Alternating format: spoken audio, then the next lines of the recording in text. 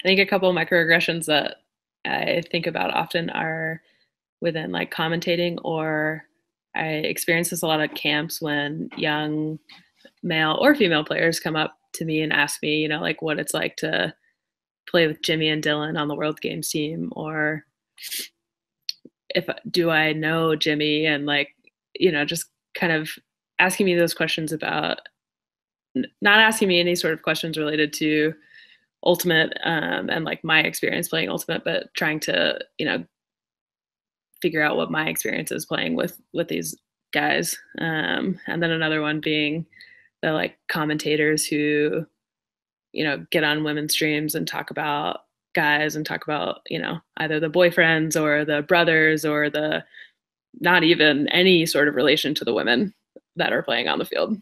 Some microaggressions that occur in ultimate that I overhear all the time are in mixed or summer league, when we're talking about a team and they say, who are their good guys? I never hear them say, who are their good women? I think of, again, in summer league, when novice players, male and female, are treated differently.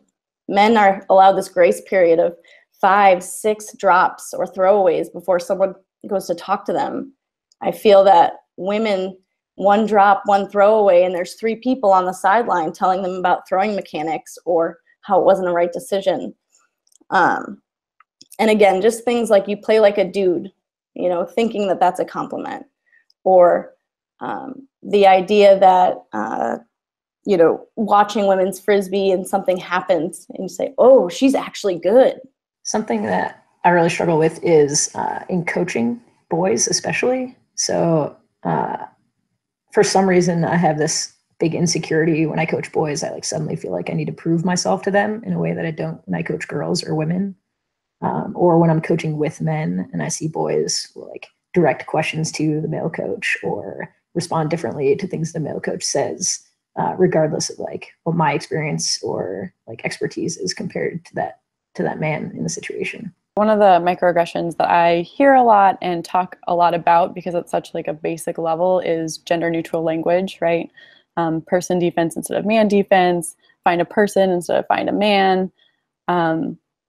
And I think for me, why that's so important is because it's like the base level that you could do. Like, it's one of the simplest things that you can do to be more equitable around people of different genders, right? Is to just work on those common phrases that you use. And so when men in particular don't put in the effort to change those phrases, it makes me feel like they aren't on board for any larger tasks within the movement.